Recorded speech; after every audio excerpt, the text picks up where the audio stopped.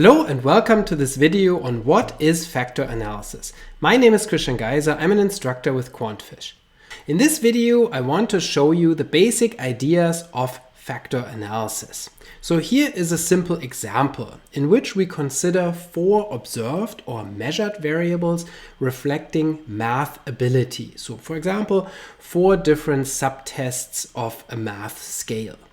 Now, what you will find in practice is that those tests will likely be correlated because they all reflect the same ability or similar abilities. And so we would expect there to be substantial positive correlations or covariances between those 4 tests. Now, factor analysis tries to simplify those correlations by introducing a single factor, or in other cases, multiple factors if there are multiple dimensions that result in a more complex covariance structure where a single factor is not sufficient. So we're introducing one or more latent variables or factors to account for the correlations among observed variables. In this simple case, I'm assuming that we have a unidimensional structure where a single factor is sufficient because we're only looking at a single dimension of math achievement here. And then once you introduce the factor statistically into the model, we have error terms or residual terms, epsilon 1 through epsilon 4, that ideally should be uncorrelated because the factor is supposed to account for all of the covariance among the variables. Now, what is the advantage of doing that? Why can we not just simply look at the 6 covariances or 6 correlations among those observed variables and be happy? The advantage of using factor analysis is that reduces the dimensionality down to a single variable. So now, rather than looking at 4 variables and 6 correlations, we can simply look at the factor and its variance. Furthermore, the factor reflects the true score variance in the observed variables, or in other words, that portion of the variance in the observed variables that is systematic and reliable, as opposed to the error variance that is reflected by the epsilon variables.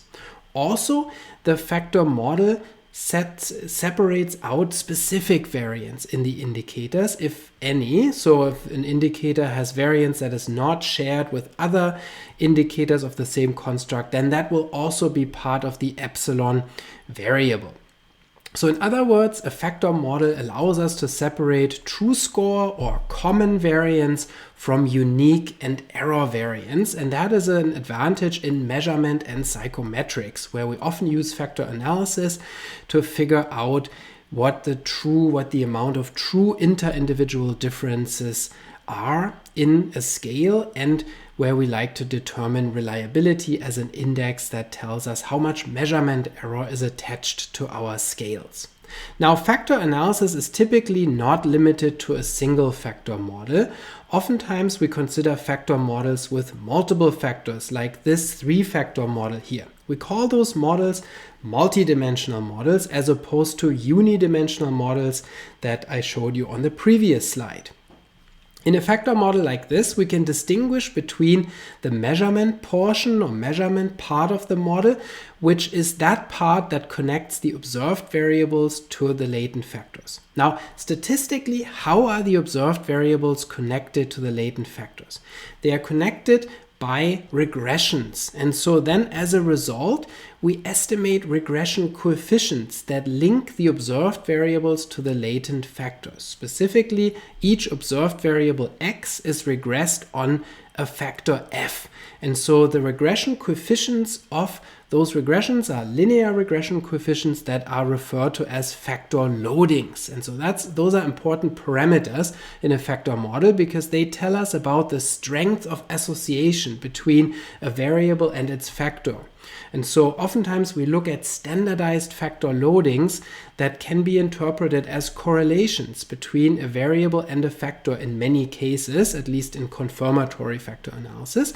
And then those tell us something about the quality of measurement. So they tell us whether a variable is a good indicator of its factor. The stronger the standardized factor loading, the better the measure.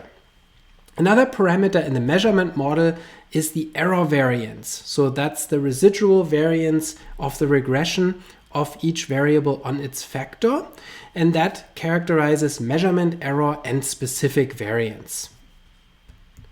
Furthermore, we have a structural model here, which is about the latent factors and their covariances with other latent factors. So in this part of the model, we estimate factor variances, which represent common variance or true score variance, systematic reliable variance, and also we estimate factor covariances and correlations.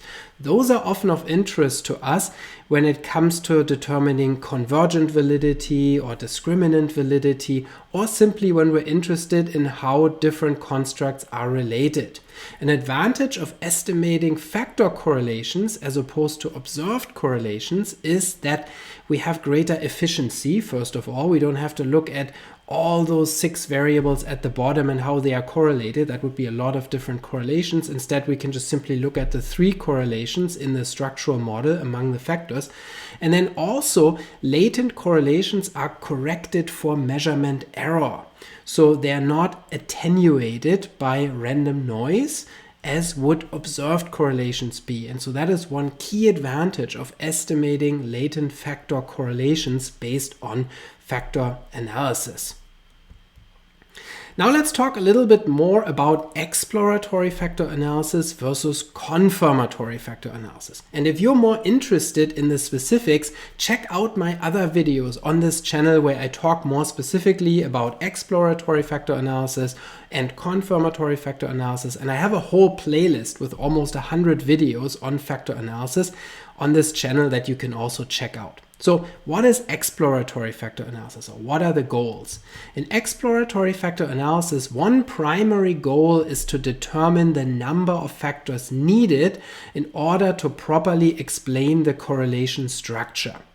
And so that means that with EFA, we typically don't have a hypothesis. So we have a set of variables and we want to find out how many factors do we need and which variables measure which factors. So how high are the loadings? So it's purely exploratory, where we don't know much about how many factors to expect or which variables are measured of which factor. Now, that's a relatively rare case in practice. In practice, we typically already have some idea because we wouldn't generate random measures and then see, okay, what are they measuring? We typically go in when we construct our measures with an idea as to what these items or test scores should measure.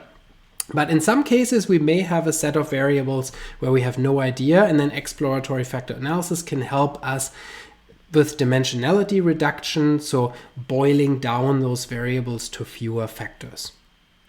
How do we determine the number of factors in EFA? There are goodness or fit statistics available for comparisons of, for example, a 1-factor, a 2-factor, a 3-factor, a 4-factor solution, so that we can figure out which solution fits the data best.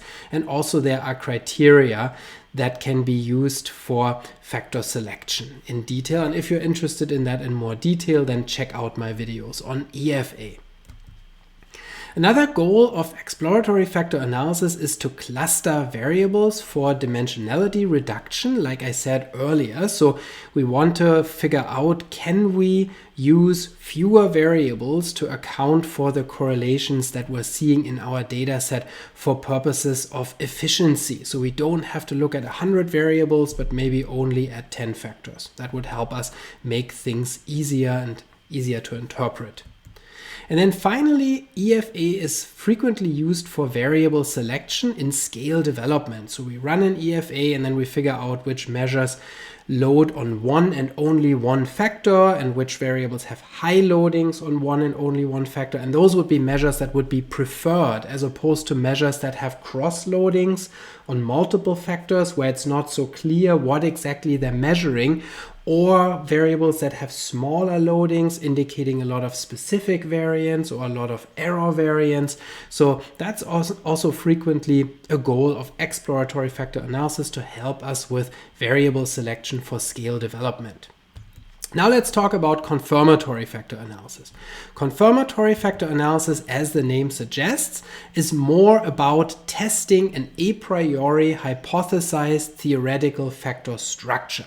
So with CFA, we already have a factor model in mind where we know, or we think we know, how many factors we need. And not only that, with CFA, we also know which variables are measures of which factor. And it's a more strict hypothesis typically, where no cross-loadings whatsoever are allowed in many cases. So with CFA, we typically set all the cross-loadings to 0 and we have loadings on one and only one factor. And then that provides a stringent test of the measurement quality of these indicators. So that's a fundamental difference, that with CFA, we're not exploring the number of factors, but rather we're testing one or more theoretical models that we already have in mind a priori. Also, oftentimes with CFA, we want to determine reliability and validity. So we have a scale that's already existent, and now we want to test how reliable are these measures. How much of the variance in these measures is explained by their factors.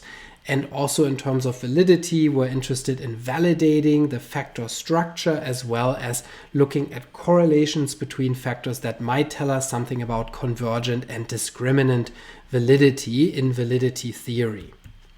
And then finally, confirmatory factor analysis is much more flexible than exploratory factor analysis when it comes to complex, multifaceted data structures. So for example, when you have a multi-group data set where you want to compare the factor structures across different groups and you want to test for measurement equivalence across groups, then CFA is the method of choice. Also for longitudinal data, where you have repeated observations of the same constructs across time, CFA is a better technique for analyzing such kind of data.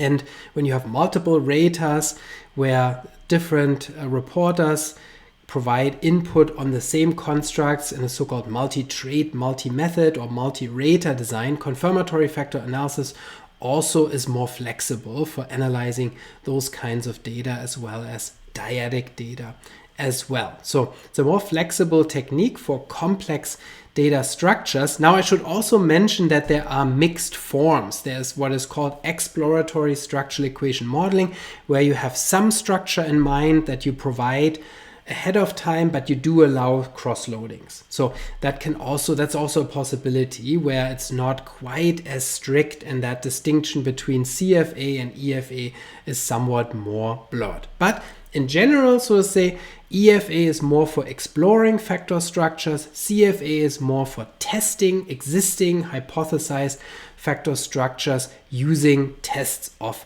model fit. Now, how can you run factor analysis, or what programs do you need for that? There are now many free programs available for both exploratory factor analysis and confirmatory factor analysis. One very popular package is the Lavan package in R that can be used for both EFA and CFA. Also, there are free point and click programs such as JASP and Jamovi that will allow you to run these types of analyses using point and click. So they make it very easy. And then of course there are many commercial programs for EFA and CFA. SPSS, for example, does EFA. Programs for structural equation modeling such as Mplus, AMOS, Lisrel will do both EFA and CFA typically, and they will also allow you to do this with missing data. They will allow you to do this with categorical data, but so do many free programs now as well. So if you're more interested in the software aspect of factor analysis, then check out my videos on this channel where I show many programs that can be used both free and commercial for both EFA and CFA. I hope you found this video useful to learn more about the basics of factor analysis. My name is Christian Geiser, and I'll see you in the next video.